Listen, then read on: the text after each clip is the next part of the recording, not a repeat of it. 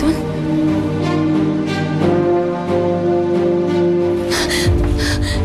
Nelson! Nelson!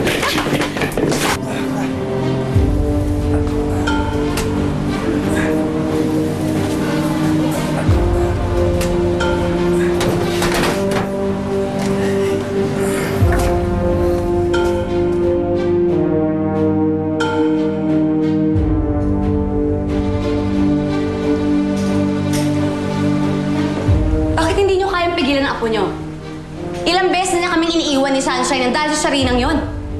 Kaya ako nga kayo pinatira dito para rendahan niyo ang si Benji. Eh wala naman pala kayong mga silbi.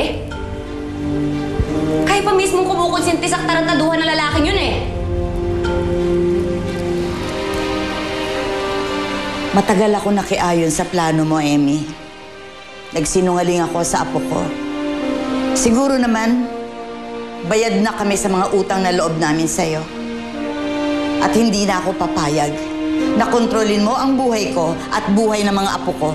Iniligtas ko ang buhay ni Benji. Inahon ko kayo sa kahirapan. At kung hindi dahil sa akin, hindi kayo makakaalis sa mabahong squatter na yon. At siguro ngayon, siguro dinadalaw mo yung apo mo sa kulungan o di kaya naman sa sementeryo. Ginawa mo yon para sa sarili mo. Dahil sakim ka, Emmy. Wala kang pakialam kung maghirap ang iba at ikaw maging maligaya. Pero naaawa ako sa'yo.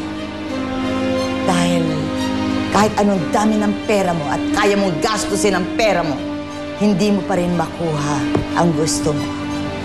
Hindi pa rin ikaw ang minahal ni Benji. Kapal ng mukha mo, matanda ka ba? Lumayas ka nga sa pamamahay ko! Matagal ko lang gustong gawin yan. Kundi lang dahil sa apo ko. Hoy, hindi ka kailangan ni Sunshine, ha? Kaya kong buhay ng anak ko mag-isa! Lola, Mami, are you fighting? Lisette, alisin mo na si Sunshine dito. Ito ang Sunshine.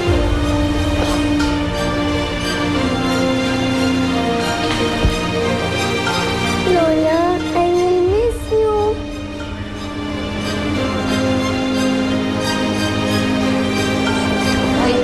Hoy, pwede ba? Umalis ka na. Tama na yung drama nyo, ha? Doon ka na. Umalis ka na! Tapo!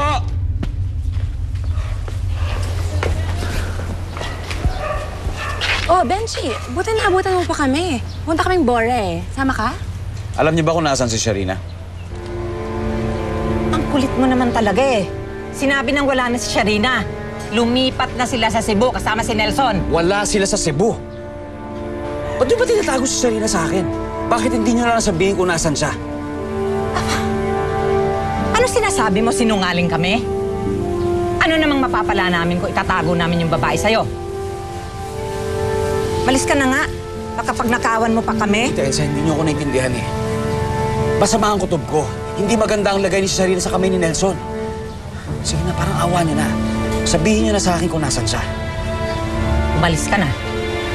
Tatawag ako ng tanod para dampot kita. Benji, kaya mo yan. Hindi naman makakatulong sa'yo yan eh. Hindi ka. Kanina pa kita hinahanap ah. Si Pepe at si Lola Ingay nasa bahay. Anong bakit? Pinalaya siya ni Emmy. Tara na.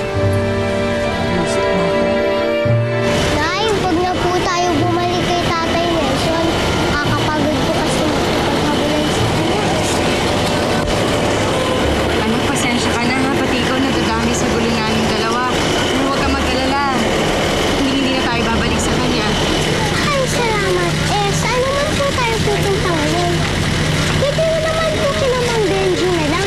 Kasi po,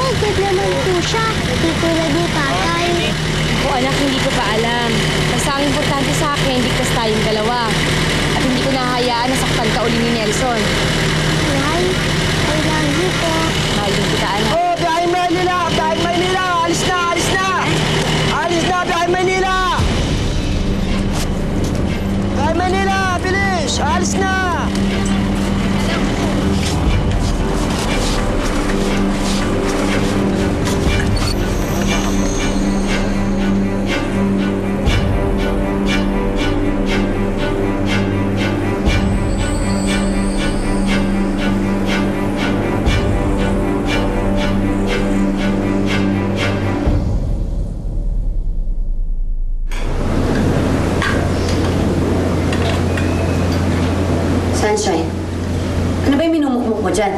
Kumain ka na. Ayoko po. Marunong ka na sumagot, ha? Ano ba problema mong bata ka? Ate Emmy, tama na yan. Sunshine, bakit ka ba kasi malungkot?